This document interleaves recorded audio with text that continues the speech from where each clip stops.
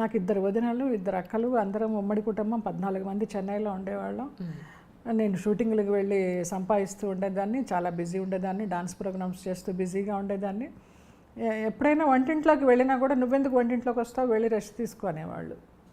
అసలు రేపు పొద్దున ఏదైనా అవసరం వస్తుంది, అత్తవారింటికి వెళ్ళాకో లేకపోతే ఇది ఒంటరిగా ఉండిపోయి చేసుకోవాల్సి వచ్చిన సందర్భం వస్తుందని ఎవరూ ఆలోచించలేదు, నాకు అస్సలు లేదు. అది నేను ఒక ఏదో డబ్బు సంపాదించే యంత్రంలాగా అయిపోయినా నేను. అంత ఎఫెక్షన్స్, అంత ఎథిక్స్, వాల్యూస్ అలా అంత పరిసరాల్లో నేను పెరగల. మనకి వచ్చిన విద్య ఒకటే, వెళ్ళాలి, యాక్ట్ చేయాలి, కుటుంబాన్ని చూడాలి, అంతే. ఎవరు నాకు నేర్పించలా. ఇప్పటికి కూడా అందరూ అంటారు, ఎలాగా నువ్వు ఒక్కదానివి, ఎవరైనా నా మామయ్య కొడుకుంటాడు నాతోటి, భాస్కరు. మార్నింగ్ లేస్తే 4 గంటలకు పూజ అయిపోతుంది వాడిది, బ్రహ్మీ ముహూర్తంలో. ఇక నేను ఎప్పుడు లేస్తే అప్పుడు, షూటింగ్ ఉంటే పెందరాడే లేచి ఒక దండం పెట్టుకుంటాను, లేకపోతే ఎప్పుడు లేస్తే అప్పుడే దండం. పూజలు పునస్కారాలు చేయడం కానీ. చెన్నైలో ఉన్నప్పుడు బాబా హారతులు 4 చేసేదాన్ని. చాలా చాలా పీక్లో ఉండేది భక్తి. నీరసం వచ్చి పడిపోవడాలు, ఆ తెల్లవారుజామున ఆ హారతి చేస్తుంటే ఇంకా తర్వాత ఇది మనకి అచ్చిరాదులే అనుకుని ఒక దండం, ఏదైనా వచ్చిన 4 మంత్రాలు చదువుకుంటా. ఏమి అమ్మ ఇలా ఉండు ఇలా ఉండు ఇలా ఉండు అని ఏమీ చెప్పలేదమ్మ, ఏమి నేర్పించలే. మా పాటికి మేము పెరగడమే అంతే. సో దాంతో వంట రాలేదు.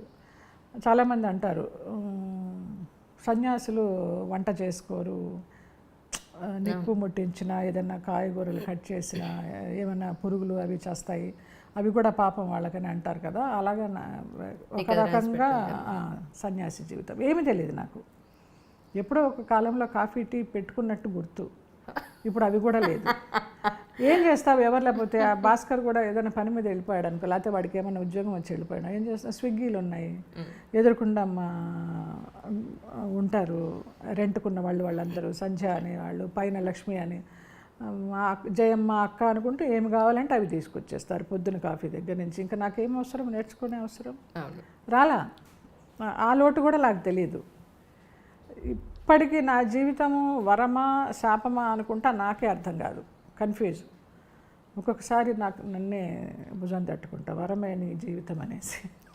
నిజంగా మ్యామ్, నేను రీసెంట్గా ఒక స్వామీజీని ఇంటర్వ్యూ చేసినప్పుడు, పిల్లలు లేరని చాలా బాధపడుతూ ఉంటారు అంజలి గారు. పిల్లలు అనేది రుణం, ఎవరికైనా మన రుణం ఉంటేనే మనకి పుడతారు. మనం ఎవ్వరికీ రుణం లేము అని అనుకుంటే, మీరెవ్వరికీ ఒక్క 0.1% కూడా మీరు రుణం లేరు అనుకుంటే మీకు పిల్లలు ఉంటారు, అంతే అంతే. దానికోసం మీరు వెతుకులాట అక్కర్లేదన్నారు. అవసరం లేదు, నిజమే. అది ఎప్పటి నుంచో ఉంది కదా, రుణానుబంధ రూపేణ పశుపత్ని సుతాలయ. అవునండి, అంతే. ఇక అన్న కొడుకులు, అక్క కూతుళ్ళు, అక్కలకు అందరు కొడుకులే, అన్నకే ఆడపిల్లలు, మేనగోడళ్ళు, 2 మేనగోడళ్ళు నాకు. పెద్దన్నయ్యకి ఇద్దరు కూతుళ్ళు, రెండో అన్నయ్యకి 2 కూతుళ్ళు, పెద్దవాడికి 1 కొడుకు, అక్కకి 2 కొడుకులు, ఇంకొక అక్కకి 1 కొడుకు. అలాగందరూ మా పిల్లలే. ఇంకా కోడళ్ళు వాళ్ళందరూ కూడా బాగా చూసుకుంటారు, జయత్తయ్య అనుకుంటూ. వాళ్ళతోటే ఇంకా ఏదన్నా ఫంక్షన్స్ అంటే చెన్నై వెళితేనో వాళ్ళని చూసుకుంటూ ఉంటా. వాళ్ళకి ఏదైనా పెళ్ళిళ్ళు అయితే నాకు తోచింది ఇస్తాను, ఆ శక్తికి తోచింది. ఆ పిల్లలకి చదువులు చెప్పించడము. ఈ 2 మేనగోడళ్ళు అంటే బాగా పెట్టనమాట. ఇక వాళ్ళ కోసం నేను వెళ్ళిపోవడము, వాళ్ళని ఇక్కడికి పిలిపించుకోవడము అలా చేస్తూ ఉంటా. అలా కాలక్షేపం చేస్తా. రింగ్ టోను పాట వినగానే ప్రస్తుతానికి మీ మానసిక స్థితి అదేనా అనిపించింది నాకు. ఆ పాట నేను చాలాసార్లు వింటానండి రేడియోలో, కార్ డ్రైవింగ్ అప్పుడు.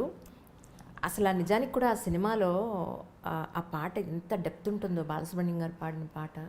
నాకు ఈ మధ్యనే తెలుసు ఆ పాట.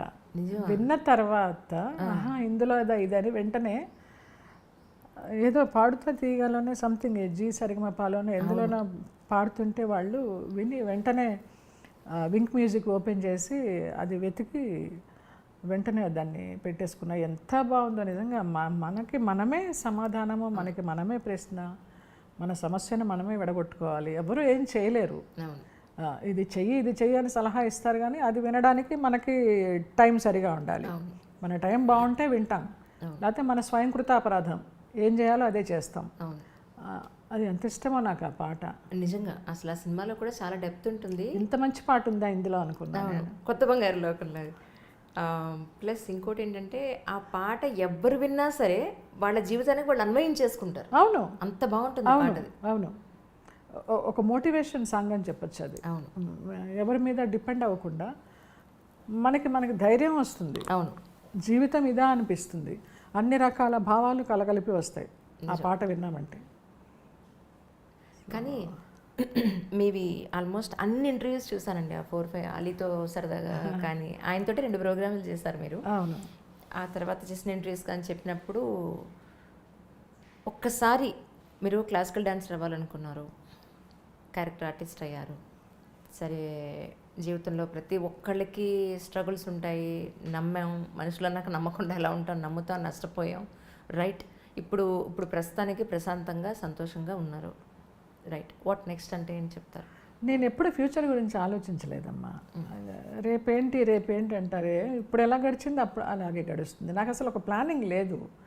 ఎంతోమంది బాగా డబ్బు ఉన్నప్పుడు అక్కడ కొని పడే స్థలం, ఇక్కడ కొని పడే, ఇదిగో ఇవాళ ఎన్ని కోట్లయింది. మనకి ప్రాప్తం లేదు అంతే.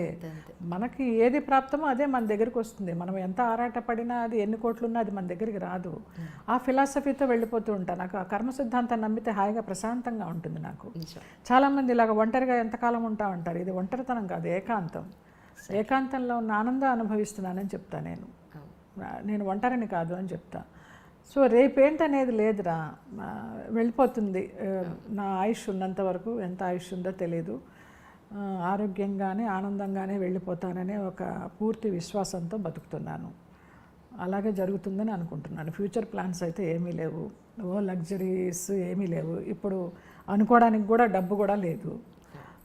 ఉన్న ఫ్లాటే ఉంది నాకు, 2 పూట్ల తినడానికి ఉంది, ఎవరన్నా వస్తే పెట్టడానికి ఉంది.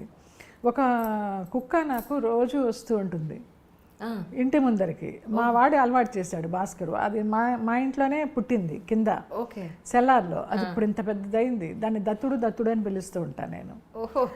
వచ్చేసి కరెక్ట్గా కూర్చుంటుందమ్మా. సాయంత్రం 6 గంటలప్పుడు దీపాలు పెట్టేవేళ ఇంకా దానికి పెరుగన్నమో పాలన్నమో ఏదో ఒకటి పెట్టేసి మంచినీళ్ళు పోస్తే తాగేసి వెళ్ళిపోతుంది అంతే. ఎంత కాలంగా జరుగుతుందో ఇది. నాకు అదొకటి చాలా విచిత్రం అనిపిస్తుంది. అది రాకపోతే చూస్తూ ఉంటా, ఇదేంటి ఇవాళ రాలేదు దత్తుడు అనుకుంటా. మా వాడిని అడుగుతా, ఏంటో దత్తుడు రాలేదంటే ఏమో ఎక్కడన్నా దొరికిందేమో దానికంటే. అక్కడ ఉన్నాం మీకు, అక్కడ ఉంది నిజంగా. ఏంటో చిన్న చిన్న ఆనందాలు అంతే, పెద్దగా ఏమీ లేవు. ఒక్క మానస సరోవర్ వెళ్ళాలి నా జీవితంలో కోరిక, ఒక కోరిక. చాలా వరకు యాత్రలు చేశాను. ఆ మానస సరోవర్ తీసుకెళ్లే వరకు నన్ను ఆరోగ్యంగా ఉంచు. అక్కడికి వెళ్ళిన తర్వాత నీ ఇష్టం, నీలో ఐక్యం చేసుకుంటావా, మళ్ళీ వెనక్కి పంపిస్తావా, ఇంకా ఏమన్నా రుణానుబంధం ఉంటే నీ ఇష్టం అనుకుంటా. అది ఎప్పుడు వెళ్తానో తెలీదు. నెక్స్ట్ ఇయర్ ఏదో రోడ్డు వేస్తున్నారు, చైనా నుంచి వెళ్ళక్కర్లేదు అని ఏదో చెప్పారు. దానికోసం కలగంటున్నా. అంతవరకు ఆరోగ్యంగా ఉంచని అంతే. ఆరోగ్యంగా బంగారంలో ఉంటారు మీరు. రమాప్రభు గారిని మళ్ళీ కలిసారండి తర్వాత? లేదమ్మా, ఎప్పుడన్నా ఫోన్లో మాట్లాడతాను. మాట్లాడితే ఆవిడ మూడు సరిగా అంటే బాగా మాట్లాడతారు, లేకపోతే ఇక తెలిసిన విషయమే కదా, దెప్పి పొడుస్తారు. ఏంటి ఇంకా గుర్తున్నానా, చచ్చిపోయాను అనుకున్నానే నువ్వు ఫోన్ చేయకపోతే అంటారు. కొంచెం ఆ మాటలు వినాలంటే బాధ. సరేలే పెద్ద ఆవిడ అనిపిస్తుంది. ఎప్పుడు ప్లాన్ చేస్తున్నా మదనపల్లి వెళ్ళి చూద్దామని. నేను చిట్టిబాబు గారు వెళదాం బావా అంటూ ఉంటా. వెళదామంటారు, కానీ ఇంకా చూసే సందర్భం ఇంకా ఏమి అందరికీ కలిసి రావడం లేదు.